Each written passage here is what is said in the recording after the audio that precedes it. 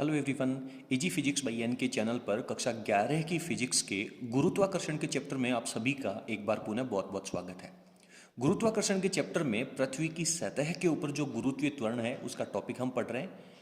गुरुत्वीय त्वरण के मान में परिवर्तन के दो फैक्टर, पृथ्वी की सतह से ऊंचाई पर जाने पर त्वरण कम होता है और गहराई में जाने पर भी त्वरण कम होता है, लेकिन किस फॉर्मूले के अकॉर्डिंग, दोनों टॉपिक हम कंप्लीट कर चुके हैं। उनका लिंक आप लोगों को नीचे डिस्क्रिप्शन में मिल जाएगा। आज की इस वीडियो में हम बात करेंगे कि जी के मान में पृथ्वी के आकार की वजह से किस तरह से परिवर्तन होता है। सर, हम लोगों ने बहुत अच्छे से सुना है कि पृथ्वी गोलाकार है, लेकिन जब आपने बड़ी कक्षाओं में सुना होगा तो आपके टीचर्स ने आपको बताया होगा कि पृथ्वी गोलाकार नहीं है, पृथ्वी अंडाकार है। पृथ्वी ध्रुवों के ऊपर चपटी है और भूमध्य रेखा के ऊपर उसकी जो लंबाई है, उसकी जो त्रिज्या है वो ज़्यादा है। तो यहाँ पे हम पृथ्वी का एग्जैक्टली जो शेप है उसको अपने यहाँ पे ड्रॉ कर लेते हैं। तो ये जो पॉइंट्स हैं जहां से पृथ्वी पिचकी हुई है या चपटी है या कम मोटाई की है, इन्हें अपन कहते हैं ध्रुव है। ये आपका हो जाएगा उत्तरी ध्रुव है, उत्तर दिशा में है इसलिए अपन इसे कहते हैं उत्तरी ध्रुव है। जो दक्षिण दिशा में है इसे अपन कहते हैं दक्षिणी ध्रुव है, यानी साउथ पोल। और इनके बीच की जो त्रिज्या है वो भूमध्य रेखा की तुलना में कुछ कम है। ये जो लाइन है इसे अपन कहते हैं भूमध्य रेखा। पृथ्वी को दो अलग अलग गोलार्ध, उत्तरी गोलार्ध और दक्षिणी गोलार्ध में बांटने वाली रेखा, इसे अपन कहते हैं भूमध्य रेखा। क्लियर है? तो पृथ्वी के इस आकार की वजह से भी गुरुत्वीय त्वरण के मान में परिवर्तन होता है। यहाँ पे अपन ये इसकी जो त्रिज्या है इस तरफ को, इसको अपन अलग अलग संकेतों से डिनोट करेंगे। ये जो त्रिज्या है जो पृथ्वी के ध्रुवों के ऊपर है इसे अपन कह देते हैं आर पी त्रिज्या, यानी पोल की तरफ की त्रिज्या। और इसे अपन कह देते हैं आर ई, यानी भूमध्य रेखा की त्रिज्या। आप देख रहे हैं कि भूमध्य रेखा की त्रिज्या ज़्यादा है और ध्रुवों की त्रिज्या है वो कम है, लेकिन इन दोनों का डिफरेंस कितना है, इनका अंतर कितना है? तो अप्रोक्सीमेट जो वैल्यू है इन दोनों की, ज़्यादा कौन है? भूमध्य रेखा की त्रिज्या।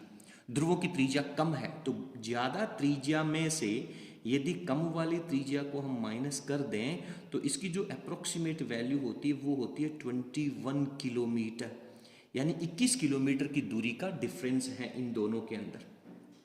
एक तो हम यहाँ पे गुरुत्वीय त्वरण निकालेंगे और एक हम ध्रुवों के ऊपर गुरुत्वीय त्वरण निकालेंगे, और दोनों के अंदर हम अंतर पढ़ना चाहते हैं। तो सबसे पहले मैं आप लोगों को बता देता हूँ पृथ्वी की सतह के ऊपर गुरुत्वीय त्वरण का फॉर्मूला क्या होता है। पृथ्वी सतह पर गुरुत्वीय त्वरण क्या फॉर्मूला है? बोलो बेटा, आप लोगों ने बहुत अच्छे से पढ़ा है। सर, पृथ्वी की सतह पे गुरुत्वीय त्वरण को हम जी से डिनोट करते हैं और इसका फॉर्मूला होता है जी एम अपॉन त्रिज्या का स्क्वायर, त्रिज्या का स्क्वायर। अब यदि मैं भूमध्य रेखा की बात करूं तो यहां पर भूमध्य रेखा की त्रिज्या काम में आ जाएगी। भूमध्य रेखा पर, सतह पर, सतह की बात कर रहे हैं हम, सतह पर। तो यहाँ पे जो गुरुत्वीय त्वरण होगा इसको अपन जी ई के नाम से संकेत दे देते हैं और इसका फॉर्मूला हो जाएगा सर जी एम अपॉन भूमध्य रेखा की त्रिज्या का स्क्वायर। इसको अपन समीकरण नंबर 1 लगा देते हैं। इसके बाद में अपन बात कर लेते हैं ध्रुवों के ऊपर। तो ध्रुवों के ऊपर कितनी हो जाएगी? ध्रुव पर गुरुत्वीय त्वरण कितना हो जाएगा? सर, ध्रुव की जो त्रिज्या है उसका अपन डिवाइड कर देंगे, तो इसको मैं कह देता हूं G P, gravitational acceleration on poles. इसका फॉर्मूला हो जाएगा G M upon R P का स्क्वायर, समीकरण नंबर 2। तो आप देख रहे हैं कि त्रिज्या के वर्ग के व्युत्क्रमानुपाती है, तो ये वाली त्रिज्या ज़्यादा है तो गुरुत्वीय त्वरण भूमध्य रेखा के ऊपर कम होगा, और ये वाली त्रिज्या कम है तो ध्रुवों के ऊपर गुरुत्वीय त्वरण जो होगा वो ज़्यादा होगा। तो इन दोनों समीकरणों के द्वारा हम रिजल्ट लिख सकते हैं कि सर हमारे पास जो जी पी है, ध्रुवों के ऊपर जो गुरुत्वीय त्वरण है, वो हमारे पास वैल्यू कितनी होती है? सर, उसकी वैल्यू ज़्यादा होती है जी ई की कंपेरिजन के अंदर। क्यों होता है ऐसा?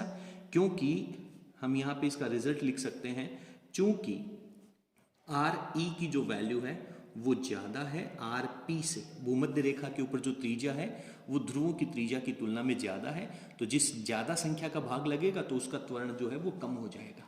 ठीक है, अब इन दोनों के बीच में डिफरेंस कितना है यदि हम कैलकुलेशन करें। आप पहले वीडियो की स्क्रीन को पॉज कर लें और इसको अपने नोट्स लिख लेना, मैं थोड़ा सा आगे स्किप कर लेता हूँ। तो यदि हम इन दोनों की कैलकुलेशन करें, जी एम और जी पी का मान एंड आर ई और आर पी की वैल्यू लिख करके, तो हमारे पास जो ध्रुवों के ऊपर गुरुत्वीय त्वरण होगा वो ज़्यादा होगा। तो कितना ज़्यादा होगा सर? जी पी जो है ध्रुवों के ऊपर गुरुत्वीय त्वरण है वो भूमध्य रेखा के गुरुत्वीय त्वरण से ज़्यादा है। कितना ज़्यादा है? यहाँ पे अपन वैल्यू लिखेंगे 0.018, और इसका जो मात्रक है वो आप लोग बहुत अच्छे से जानते हैं, मीटर अपॉन सेकंड स्क्वायर जो है वो इसका मात्रक लगता है। तो ये जो रिजल्ट है वो आप लोगों को याद रखना चाहिए। केवल इसमें इतनी सी बात पूछी जाती है कि ध्रुवों के ऊपर और भूमध्य रेखा के ऊपर गुरुत्वीय त्वरण के मान में किस तरह का रिलेशन होता है। एक छोटा सा एग्जाम्पल अपन यहाँ पे पढ़ते हैं और उसके बाद में इस टॉपिक को अपन आगे समझने का प्रयास करते हैं। और भी महत्वपूर्ण तथ्य यहाँ पे अपने सामने कुछ काम में आएंगे। एग्जाम्पल कह रहा है, एग्जाम्पल ये आपको अपनी स्क्रीन के ऊपर दिखाई पड़ रहा है, मैं थोड़ा सा स्क्रीन को ऊपर ले लेता हूँ। सवाल हमसे कह रहा है कि पृथ्वी की आकृति अंडाकार है, भूमध्य रेखा के ऊपर इसकी जो त्रिज्या है यानी आर ई की जो वैल्यू है वो आपको दे रखी है 6400 किलोमीटर। उसके बाद में कह रहा है ध्रुवों के ऊपर जो त्रिज्या है जिसे अपन आर पी से डिनोट करेंगे, इसकी वैल्यू दे रखी है 6378 किलोमीटर। हमने देखा था कि अप्रोक्सीमेट डिफरेंस जो होता है वो 21 किलोमीटर का होता है। तो ध्रुवों के ऊपर और भूमध्य रेखा के जी के मान में तुलना कीजिए। तो ध्रुवों के ऊपर जो गुरुत्वीय त्वरण है वो उसको अपन जी पी कह देंगे, भूमध्य रेखा के ऊपर गुरुत्वीय त्वरण है उसको जी ई कह देंगे, और इनका अनुपात हमें निकालना है, इन दोनों का रिलेशन हमें निकालना है। ठीक है, तो हम डायरेक्ट यहाँ पे फॉर्मूला यूज कर लेते हैं। सर जी पी का जो फॉर्मूला होगा वो हमारे पास होगा G M upon R P का स्क्वायर। इसको अपन डिवाइड कर देते हैं जी ई के फॉर्मूले से, और ये फॉर्मूला होगा sir G M upon R E का स्क्वायर। आगे चल करके इनको आगे लेके चलें तो ये नीचे वाली वैल्यू गुणा में जाएगी तो उलट जाएगी, तो G M upon R P square into ये आर ई स्क्वायर चला जाएगा ऊपर, अपोन में आ जाएगा जी एम। जी एम से जी एम कैंसिल आउट हो जाएगा, तो फाइनली हमारे पास एक रिजल्ट आ जाएगा G P upon G E, this is equals to R E square upon R P square, इन दोनों के वर्ग के व्युत्क्रमानुपाती। अब अपन यहाँ पे इनका वैल्यू लिख लेते हैं। तो ये 6400 किलोमीटर है और ये 6378 किलोमीटर है। तो इनको मीटर में बदलने की जरूरत नहीं है क्योंकि ऊपर और नीचे दोनों ही वैल्यू जो है वो किलोमीटर में दे रखी है, और दोनों का ही हम यहाँ पे क्या कर देते हैं, स्क्वायर कर देते हैं, क्योंकि ऊपर भी स्क्वायर है और नीचे भी स्क्वायर, तो कॉमन स्क्वायर अपन यहाँ पे अप्लाई कर देते हैं। और इन दोनों का जब आप डिफरेंस देखेंगे तो इसका जो एवरेज है ये ऊपर वाली वैल्यू ज़्यादा है, तो ध्रुवों के ऊपर त्वरण ज़्यादा हो जाएगा। कितना ज़्यादा हो जाएगा? 1.007, इतना इनका जो रेशियो है वो आ जाएगा।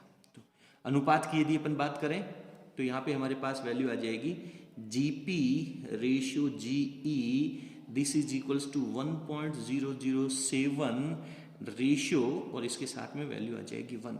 तो ये हमारे इस प्रश्न का उत्तर हो जाएगा।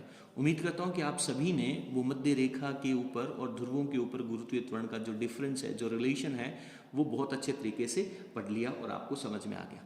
आपको हमारा ये कंटेंट कैसा लगा प्लीज़ आप हमें कमेंट सेक्शन में ज़रूर लिखिएगा, और यदि आपको वीडियो पसंद आया हो तो प्लीज़ आप वीडियो को लाइक करें और इसे अपने सभी फ्रेंड्स के साथ शेयर जरूर करें। अगले वीडियो में हम पृथ्वी की घूर्णन गति की वजह से, पृथ्वी अपने एक्स के ऊपर लट्टू की तरह घूर्णन गति करती है, तो उसकी वजह से भी हम गुरुत्वीय त्वरण के मान में परिवर्तन जो है वो सीखेंगे।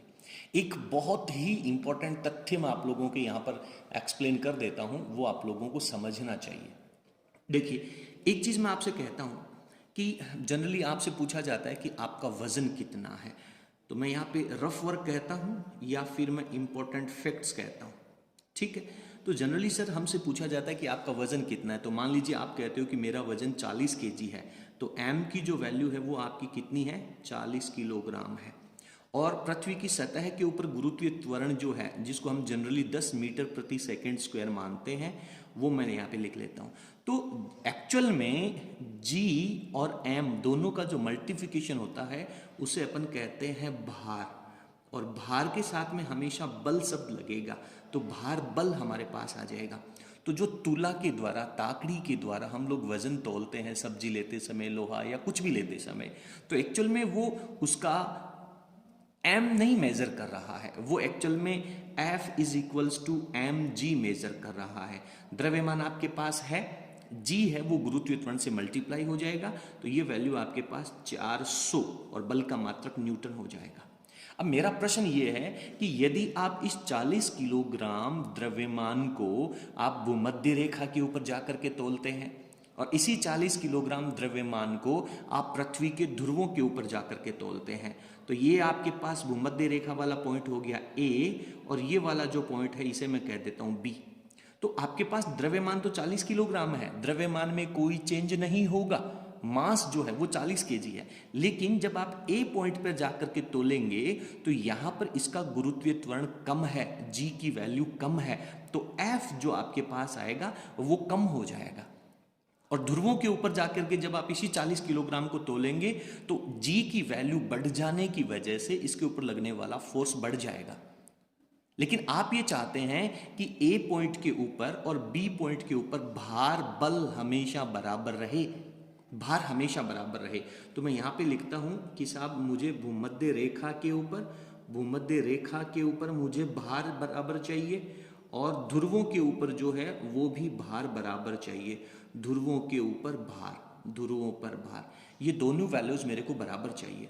तो यहाँ पे अपन लिखेंगे मास ऑन ई यानी भूमध्य रेखा पर एंड जी ऑन ई, और यहाँ पे अपन लिखेंगे mass on pole and G on pole. आप जानते हैं कि जी पी की जो वैल्यू है वो ज्यादा है, पी का मान ज्यादा है, इसलिए एम की वैल्यू क्या हो जाएगी, कम हो जाएगी।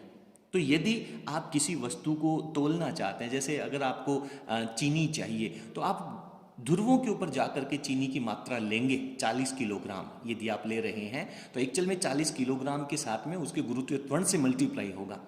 तो यहां पर ध्रुवों के ऊपर जी का मान ज्यादा होने की वजह से एम पी की जो वैल्यू है वो कम हो जाएगी। दो संख्याओं का गुणनफल हमें बराबर रखना है, तो एक संख्या बढ़ेगी तो दूसरी संख्या कम हो जाएगी। और हम जानते हैं कि ध्रुवों के ऊपर जीपी की वैल्यू तो ज्यादा है, जीपी की वैल्यू ज्यादा है, तो आपको जो मात्रा है, उस वस्तु की मात्रा है, वो ध्रुवों के ऊपर आपको कम मिलेगी।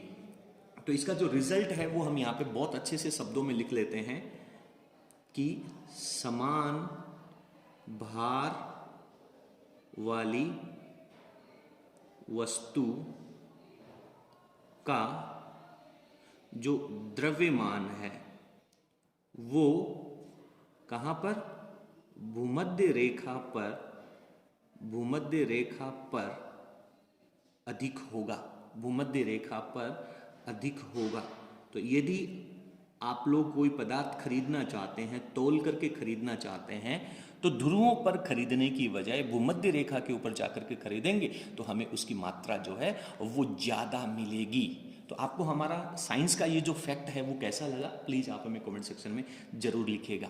11th क्लास की और 12th क्लास की पूरी फिजिक्स पढ़ने के लिए आप हमारे चैनल को सब्सक्राइब करें। बहुत बहुत धन्यवाद, थैंक यू।